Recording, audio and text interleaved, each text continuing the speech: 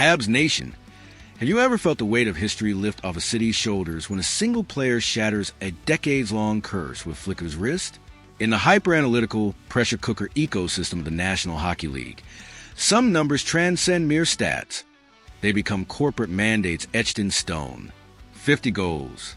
In Montreal, that elusive benchmark has dodged every forward captain and top draft pick since the 1989-90 season. Today, we're barricading the tactical war room to dissect a monumental achievement. A 25-year-old, 5'8" sniper just obliterated a 36-year organizational ceiling. Grab your shot charts, pull up the historical ledgers, and brace for an unflinching breakdown. We're conducting a forensic audit of Cole Caufield's 50th goal, the deadly geometry of his synergy with Nick Suzuki, and the high-stakes chase for the Maurice "Rocket" Richer trophy. Let's dive straight into the structural reality of what Cole Caufield has accomplished. Scoring 50 goals in the modern NHL, with its suffocating defensive systems and elite goaltending, demands nothing less than biomechanical perfection and razor-sharp tactical awareness. This isn't the run-and-gun era of the 1980s. It's a league where space is scarce, and every inch of ice is contested with relentless precision. Caufield didn't just reach this milestone through raw talent. He engineered it through a meticulous blend of skill, positioning, and sheer will. His journey to 50 isn't just a personal triumph. It's a seismic shift for a franchise that's been starving for a pure finisher to carry the torch of its legendary past. I need you to freeze your analytical processing and zero in on the trajectory of Caufield's second half of the season. This wasn't a slow grind or a lucky streak. It was an absolute offensive hostile takeover. Caufield exploded for a staggering 29 goals in his last 31 games, a pace that borders on the surreal. When he wired that pinpoint pass from Nick Suzuki past a world-class goaltender like Andrei Vasilevsky, it wasn't merely a milestone. It was a textbook execution of Montreal's offensive blueprint. That goal, his 50th, was a masterclass in timing and placement, showcasing a release so quick and deceptive that even elite netminders are left grasping at air.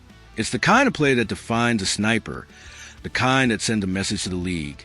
This kid is a weapon, and he's only getting sharper.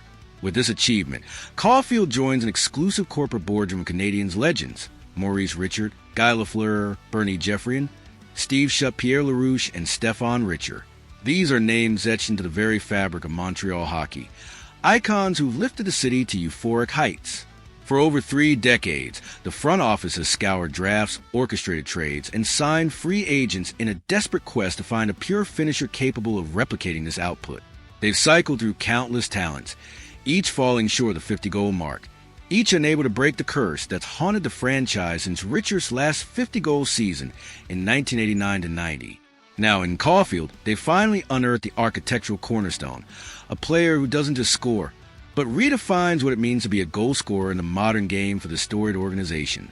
Let's break down the mechanics of how Caufield got here, because this isn't just about raw numbers. It's about the geometry of his game. His size, often seen as a limitation at 5'8", has become a stealth advantage. He's elusive, slipping through defensive gaps with a low center of gravity and explosive first steps. His shot, a lightning-fast release honed through countless hours of repetition, is virtually undetectable until it's too late for goalies to react. But what elevates him beyond a one-dimensional sniper is his hockey IQ, his ability to read plays, anticipate passing lanes, and position himself in high-danger areas. Watch any highlight reel of his goals this season, and you'll see a player who's always a step ahead, lurking in the perfect spot to capitalize on a rebound or cross-crease feed. This isn't luck. It's calculated predation. Now, we must aggressively pivot our lens of partnership that's fueled this historic run. The lethal synergy between Caufield and Nick Suzuki. As the team's captain, Suzuki has been a cerebral playmaker behind much of Caufield production, racking up assists with pinpoint passes that exploit defensive lapses. Their chemistry is almost telepathic, a product of countless reps together on the top line. Suzuki's vision and patience with the puck create the space Caufield needs to unleash his shot, while Caufield's knack for finding open ice gives Suzuki a reliable target. It's a symbiotic relationship. Suzuki sets the table and Caufield feasts. Their connection was on full display in that 50th goal against Vasilevsky, with Suzuki threading a perfect pass through traffic right onto Caufield's tape. for a one-timer that left no chance for a save. This duo isn't just effective. It's a nightmare for opposing defenses, a dynamic that could define Montreal's offense for a decade. But let's zoom out to the broader league dynamic, because Caufield's corporate war isn't over with this milestone. He currently sits at 50 goals, breathing down the neck of Colorado Avalanche superstar Nathan MacKinnon, who leads the league with 51. The race for the Maurice "Rocket" Richard Trophy, awarded to the NHL's top goal scorer, is now a head-to-head sprint in the final stretch of the regular season. The media loves to stoke individual rivalries, and Caufield delivered the perfect PR-polished response. We're focused on our team game, but you'd be crazy not to know what's going on around the league. Let's decode that executive speak. He's hungry for the hardware.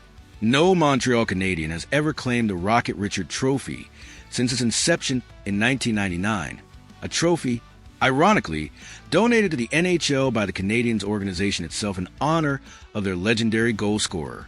For Caufield to win would be a poetic full-circle moment, cementing his place in franchise lore. The geometric reality of catching MacKinnon is daunting but achievable. It forces Caufield to keep his foot firmly on the gas, maintaining a relentless scoring pace with only a handful of games left. This competitive drive is exactly the psychological state head coach Martin St. Louis wants his primary offensive weapon to carry into the postseason. Complacency kills in the playoffs, and a player locked in a personal battle for league supremacy is a player who won't ease up, who will keep pushing for every goal, every shift. St. Louis knows that a Caufield operating at this level of focus and intensity isn't just a regular season asset. He's a playoff game changer, capable of breaking open tight games with a single snipe. Let's delve into the historical weight of this achievement for Montreal. The AR drought since Stéphane Richer's 50-goal season in 1989 to 90 isn't just a stat. It's a psychological burden that's hung over the franchise like a dark cloud. Through the 1990s, 2000s, and 2010s, the Canadiens produced countless talented forwards, players like Pierre Turgeon, Vincent Damphouse, and even Max Pacioretty. But none could crack the 50-goal barrier. The game evolved, defenses tightened, and goaltending reached new heights, making the feat seem almost unattainable in the modern era. Fans watched other franchises celebrate their prolific scorers, while Montreal's legacy as a goal-scoring powerhouse seemed to fade into memory. Caufield's breakthrough isn't just a personal milestone. It's a revival of that identity, a reminder that the Canadiens can still produce offensive dynamos worthy of their storied past. Now, let's analyze how this milestone impacts the team's playoff outlook. The 50-goal mark is a massive organizational victory, but it's ultimately a means to a greater end. The Montreal Canadiens have officially secured their spot in the Stanley Cup playoffs for the second straight season, and they're aggressively hunting the Buffalo Sabres for the top seed in the Atlantic Division. You don't cultivate a 50-goal scorer just to hang a regular season banner in the rafters. You build a player like Caufield to dismantle the rigid, trapping defensive structures of 7-game playoff series, where goals are at a premium and every scoring chance is a battle. Caufield is entering the spring at peak kinetic efficiency, armed with the supreme confidence that he's mathematically the most dangerous scorer to wear the CH logo in 36 years. That swagger, that belief, can be infectious, lifting an entire locker room as they face off against battle-tested foes. Let's also consider the tactical advantage Caufield brings to the postseason. Opposing coaches will game plan specifically to neutralize him, likely assigning their top defensive pairing and best checking line to shadow his every move. But that obsession with shutting him down opens opportunities elsewhere. With defenders keying on Caufield, Suzuki, and Slavkovsky on the top line can exploit mismatches, while secondary scoring from lines led by Kirby Dach or Ivan Demidov can capitalize on softer matchups. St. Louis can use Caufield as a decoy, drawing attention to create space for others, or unleash him in critical moments when the game hangs in the balance. A 50-goal scorer isn't just a weapon. He's a strategic fulcrum that tilts the ice in your favor. Moreover, let's explore the psychological boost this gives the team and the city. Montreal lives and breathes hockey, and breaking a 36-year curse reignites a passion that's been simmering beneath the surface. Fans at the Bell Center will be electric, feeding off Caufield's milestone to create an atmosphere that can rattle even the most seasoned playoff opponents. For the players, Seeing one of their own achieve something historic reinforces the belief that they're part of something special, a team capable of rewriting the record books. This isn't just about one goal or one player. It's about a collective identity taking shape, a group that's ready to carve its own chapter in Canadiens history. Let's not overlook the race for the Rocket Richard Trophy and its broader implications. If Caufield can overtake McKinnon in these final games, it's not just a personal accolade. It's a statement of the league that Montreal is back as an offensive powerhouse. It would put him in the spotlight during award season, potentially elevating his profile and the team's visibility as they head into the playoffs. Even if he falls short, finishing second or third in the goal-scoring race at age 25 signals that he's only scratching the surface of his potential. The hunger to claim that trophy next year or the year after will keep him driven, ensuring he doesn't rest on this season's laurels. Finally, let's project forward to what this means for Caufield's legacy and the franchise's future. At 25, he's already hit a mark that eluded generations of Canadiens forwards. If he maintains this trajectory, we could be looking at a player who challenges some of the franchise's all-time scoring records over the next decade. Paired with Suzuki's playmaking and Slavkovsky's physicality, Caufield could anchor a top line that terrorizes the league for years. For the front office, this validates their patience in developing him through early struggles and injuries, proving that betting on his talent was the right call. It's a blueprint for how to nurture young stars in a high-pressure market like Montreal, setting a precedent for prospects like Michael Hage or Ivan Demidov. I'm turning the floor over to you in the comments. Step into the GM's chair. Is Cole Caufield's 50-goal season the most significant individual achievement for Canadiens in the past 3 decades? And can he catch McKinnon for the Rocket Richard Trophy? Crush that subscribe button now to lock in your permanent executive access to this war room. Slam the like button to overpower the algorithm.